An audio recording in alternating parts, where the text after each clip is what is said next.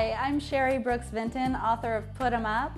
It's a practical guide to home food preservation, includes techniques such as drying, freezing, refrigerating, canning, fermenting. Today we're going to cover the boiling water method, which is the standard method you would use for foods that are slightly acidic. So that would include pickles, jams, jellies, salsas, chutneys, even tomatoes that are a little bit acidic. This is the method that people are typically referring to when they say that they can, but we're not using cans to can, we're using these wonderful little ball jars. Now, who hasn't picked up a case of these just because they make wonderful little vases, or in my case, a wine glass? They come with a two-part lid. The lid has a nice gasket here that's going to heat up during the process, and that's what's going to make the seal on the top of your jar. It also comes with this ring, and the ring just holds the lid in place during processing. And what do you need for the boiling water method? Boiling water. I've got a pot of it right here, and I have a canner, but if you don't have a canner, you can use any pot that you might have. Lobster pot, pasta pot, stock pot, anything will do, as long as it has a nice lid. Inside of my canner, I have a rack that's on the bottom. Canner comes with a canning rack, and that's great, but if you don't have one of those, then you want to use something like this, which is just a cake cooling rack. So you put the bottom into the pot, and then you add a layer of jars on top of it. And make sure that you put in a full layer. You don't want them bobbing around, knocking over, or bumping into each other. Even if your recipe is just going to be for a couple of jars, make sure you fill your canner. Then you want to add cold water to cover. Make sure that you cover all of your jars, and then put your lid back on and bring your canner to a boil. Today I'm going to be putting up pickled onions, but again, this is the same process that you would use for any acidic recipe. Here are some canning tongs, a very necessary part of the canning process. These are specially designed with a nice rubber coating so things don't slip, and a shape that's going to grip our jars nice and snugly. So just take your first jar out of the canner, and you're going to tip that hot water on top of your lids. You're doing this not so that you sterilize the lids, but just so you start heating up that rim that's going to create the seal. Now for the second jar, just reach into your canner with the canning tongs and dump the hot water right back in. Aren't you glad you have those grippy canning tongs? Just set that down on your towel.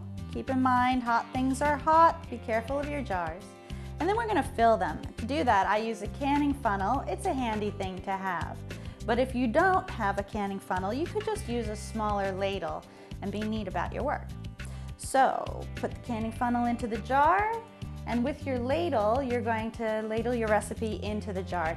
Just scooping in some of your recipe and making sure that you pick up a good amount of liquid with that, because what you want to achieve here is called the proper headspace. Trippy thing that it is. That means that you have a nice covering of liquid over the solids in your jar and a nice amount of space between the top of the liquid and the top of your jar. Each recipe will be different. This is 1/4 of an inch of headspace. So now we're going to check for trapped air, and we're going to release it with a bubble tool. If you have a canner, it's going to come with a little bubble tool. I lost mine ages ago. So I just use a little wooden skewer. You could use a chopstick or even a plastic knife. Just make sure you're not using metal that would scrape your jar. And you want to just slide that up and down around the edges of your food to release any trapped air. Cleaning the rim is a really important part of the process, so you want to take your time with this. Take a piece of clean paper towel or a little towel and just dip it in your hot water here. And then you want to carefully wipe around the rim of your jar. Any sort of little trapped seed or stickiness might interfere with your seal, so just take your time and do it well. Now we're going to grab a lid. If you have one of these tools, a magnet tool from your canning kit, that's great. You can use that to reach into the hot water and get one of these buggers out. But if you don't, just use regular tongs or even your fingers to pick up one of these lids. Just want to make sure that you don't scratch the inside of your lid, which might rust when your can is on the shelf. Put that on top of your jar and just center it And then take one of these rings, and this is very important. You want to screw it on just fingertip tight. You use just your fingertips. If you see your hand creeping down, if you see yourself making a face like this, you've gone too far. Just fingertip tight until the jar spins on its own. That's all you need. Use your tongs to grab your jars one at a time and just lower them into the hot water. Repeat that with all of your jars. Make sure you have about 2 inches of water covering your jars. So if you have to, add some water to your pot, cover it, bring it to a boil, and then start your timing. You want to make sure you get to that nice rolling boil before you start timing against your recipe. Once your jars have processed for the amount of time indicated in your recipe, you want to turn off the heat and take off the lid and let your jars settle for about 5 minutes. Use your canning tongs to reach into the pot and pull out your jars one at a time. Really important to pull them straight up.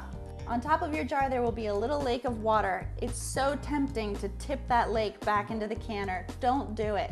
Just remove it to a towel and let it rest for 24 hours. The next day you want to check your seal. Just remove your ring and gently press on the lid to make sure that your vacuum has formed. You can even turn it upside down and give it a little shake over the sink if this is your first time. The chances are everything's gone very smoothly, and this will be shelf stable for up to a year. The boiling water method is one way to put them up.